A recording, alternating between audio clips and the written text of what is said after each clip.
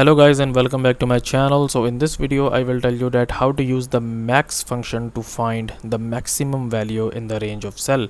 So before starting this video, make sure to like this video and subscribe to our YouTube channel for more tips and tricks like this one.